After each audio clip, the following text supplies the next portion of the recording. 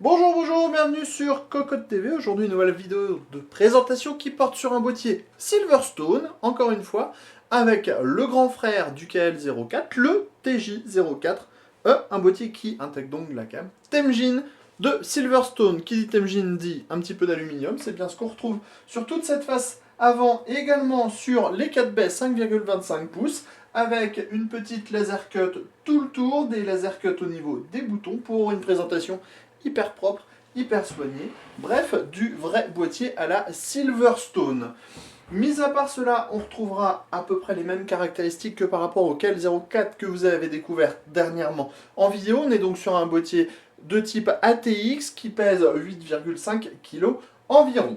Maintenant qu'on a vu l'avant et qu'il n'y a pas grand chose de très spécifique à dire sur cet avant, on va passer sur le dessus où on retrouve encore le petit dispositif pour les deux prises audio et les deux prises USB 3, ainsi que le filtre amovible avec son ventilateur de 120 mm qu'on attrape comme ceci. Voilà, on vient de faire tomber le filtre, ça arrive de temps en temps. On a donc un filtre complet avec un ventilateur de 120 mm et la possibilité de mettre un deuxième 120 mm ou un 140 mm.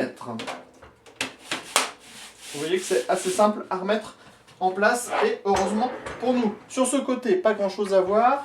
À l'arrière, on connaît déjà avec deux passe-cloisons, l'emplacement de la plaque et au chiffre de la carte mère, le ventilateur de 120 mm, les 8 slots d'extension, l'alimentation dans le bas.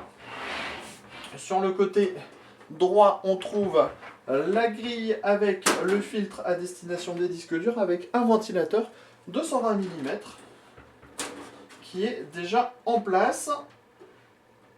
Alors, comme sur le KL, on a pas mal de mal à remettre ce filtre, parce qu'en fait, pour pouvoir le remettre facilement, il faut avoir deux mains. Et donc, comme on tient le boîtier de l'autre côté, c'est pas forcément facile.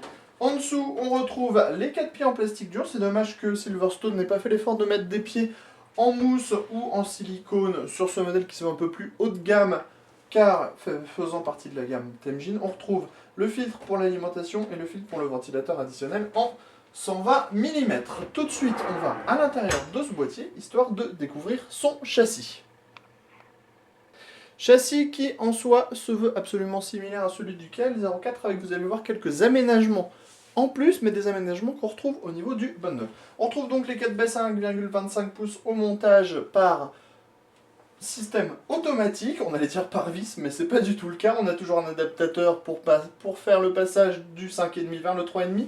On retrouve la cage HDD avec ses 1, 2, 3, 4, 5, 6, 7 emplacements. Cage qui est amovible, qui se dévisse par ici et par là, avec un chargement des ventilateurs, des disques durs, dans ce sens-là, non pas à 90 degrés comme on a l'habitude de le voir. On a ici la cage SSD, 6 emplacements, on voit qu'on a bien un accès backplate, des passages pour le câble management, une alimentation dans le bas, les petits câbles qui sont relativement longs avec un header USB 3.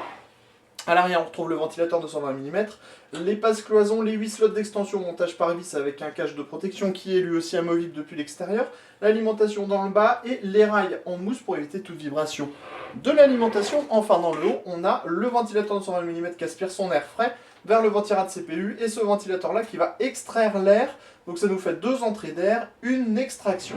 Mais ce modèle-là a quelques petits aménagements en plus, comme des radiateurs spécifiques pour les disques durs. Donc ce sont des blocs d'aluminium que l'on pourra visser de chaque côté des disques durs pour en améliorer le refroidissement. Et on a également un header USB 3 vers USB 2, ça c'est plutôt bien. Et on a surtout les branchements automatiques pour les disques durs SATA. C'est-à-dire qu'on a une nappe pour 4 disques durs et on utilisera uniquement une seule prise SATA. Résultat, aluminium plus petits accessoires en plus, cela fait quand même un petit peu gonfler le prix puisqu'on est sur une base de 135 €, ce qui est quand même un peu plus cher. Et on vous dira très prochainement s'il faut dépenser ou non ces 135 € pour vous offrir ce Temjin TJ04. Sur ce, on vous dit à bientôt sur Cocotte TV.